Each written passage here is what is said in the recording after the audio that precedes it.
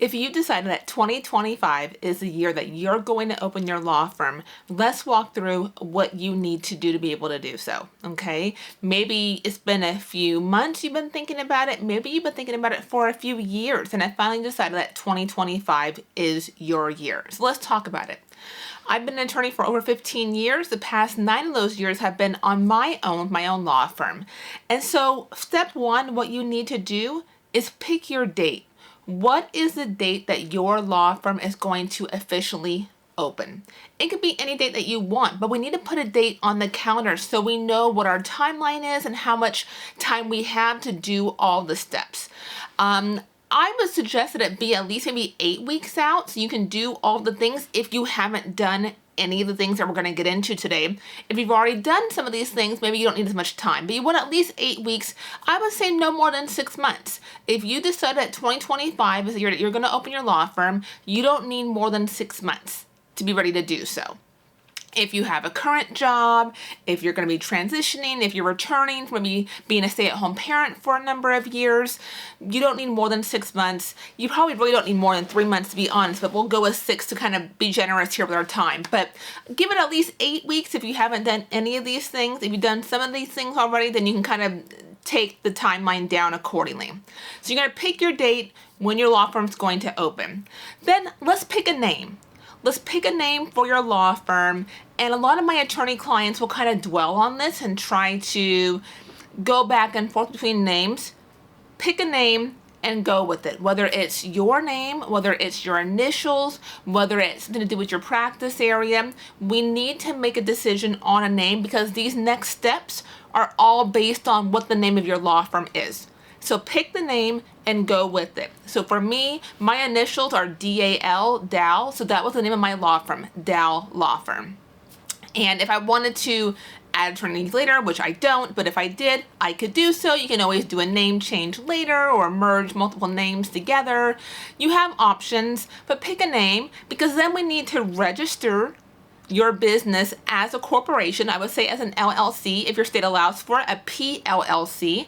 You need to get your tax ID number.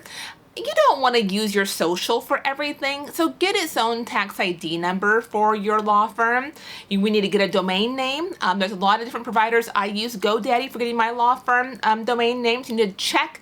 Once you decided what your name is, check if that domain name is available or some variation of it is available. Once you've gotten your domain, we need to get an email address for you. We're not using Gmail, we're not using Yahoo or iCloud. We are using a professional looking email address. So if you're like mine, my domain name for my law firm is Dow Law Firm. My email address for my law firm is Darcel@Dow Law Firm. So whatever you decide for your business name for your law firm, your email address should be your first name at law firm name. Okay? Again, you can do that through GoDaddy just like you do with your domain name. Social media handles. Even if you're not sure if you want to use social media or which ones you'll use, just go claim them, go grab them now. So if you're going to use Facebook, if you have a consumer facing practice, Facebook would probably be really good for your law firm.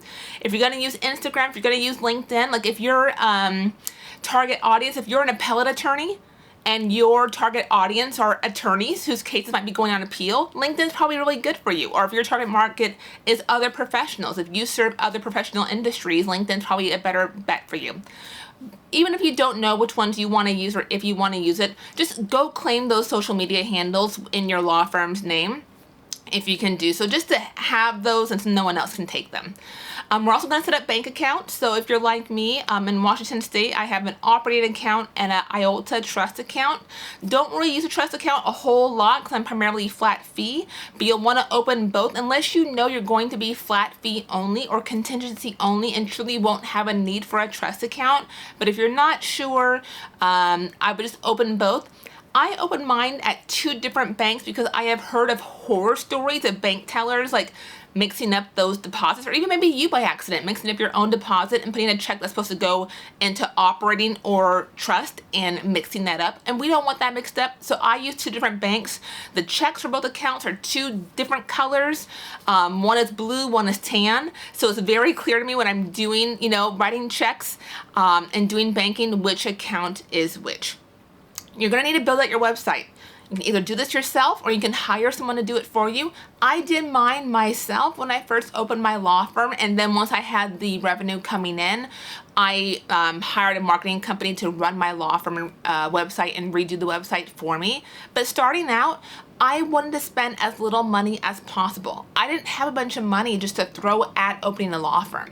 So I help a lot of my law firm clients open their law firms really on a shoestring budget. I will link below. I did a video, I think it's been a couple years now, but it still is relevant as far as how to open your law firm for under $2,500, and you still could do so, and all that still applies now.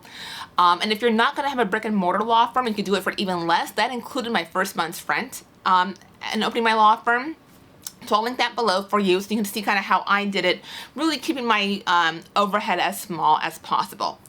Next, you're going to want to create content. You need to have some kind of content that you're putting out into the world that puts you in front of your clients. They know who you are. So you're going to be writing blogs, doing videos, social media. Start writing that content now. You want to identify who your potential referral network may be, who's going to be sending clients to you. To do this, you need to know what your practice areas are, and so who's going to be a good referral source for you, and go through those professionals in your area. For me, with real estate, it could be real estate agents, it could be title officers, it could be mortgage officers. There's a long list of potential referral sources based on your practice area. You need to identify those groups of people, and then the actual individuals that you know or that you need to get to know to build your network. Your budget. I talked about my $2,500 video on how I opened my law firm, so I'll have that below for you, but you're going to want to know what is it going to cost you to set up shop. What is your monthly overhead going to be, right? You're going to have your initial setup costs like a laptop and your scanner, printer, things like that, but then you're going to have ongoing monthly costs for maybe monthly subscriptions that you're going to need for your law firm, for your software, client management tools, things like that. So you're going to want to iron all that out. I will also link below, I have a business plan guide for you that you can kind of work through as far as those expenses and coming up with a business plan for your law firm. So you'll have that below to go ahead and snag that. That's free to kind of work through the business plan of your law firm. And you're going to need to understand that you may hear otherwise, but you can earn revenue in your first month of opening your own law firm. You can be profitable in your first month. That is entirely possible for you to do. When I opened my law firm March 1st, 2016, I will never forget that date. I had clients in my office that first month. But you need to do the homework before you open, right, and do the legwork to make that a reality for you, but you certainly can do so. And so going through these steps, working through your business plan, identifying your practice areas and who a good referral is for you, and how do we get you in front of your audience, okay?